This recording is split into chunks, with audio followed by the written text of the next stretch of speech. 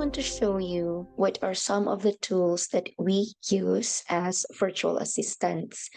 Okay, so ang common gyud nga akong ginagamit naman tay gitawag nga AI tool. Okay, so kaning ChatGPT. So gamit kay ning ChatGPT because one of my tasks is to respond to email or email correspondence, and then I also send emails. Okay, so apil pod ni apart from ChatGPT, naapod ko'y Grammarly dinhi just to make sure nga insakto ang ako ang grammar. Okay, so for example, gamit ang ChatGPT, what we do, so moingon lang ko, "Hey ChatGPT."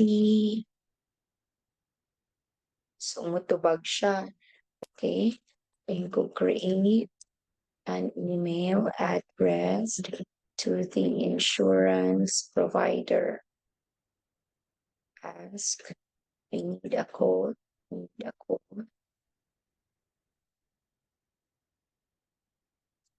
house details below.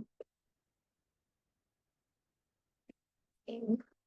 So moingon din ko area, and example lang ni,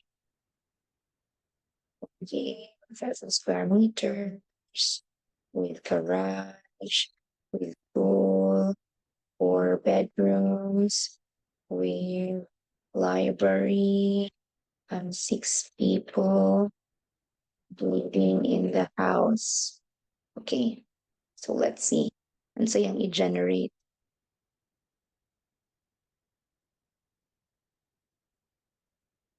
Okay, so kana.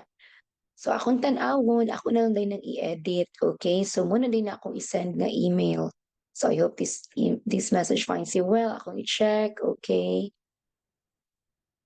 so there you go. Ako dayon ni siyang i-copy, ako lang i-edit, and then muna din ni ang email nga ako ang i-send. So there you go.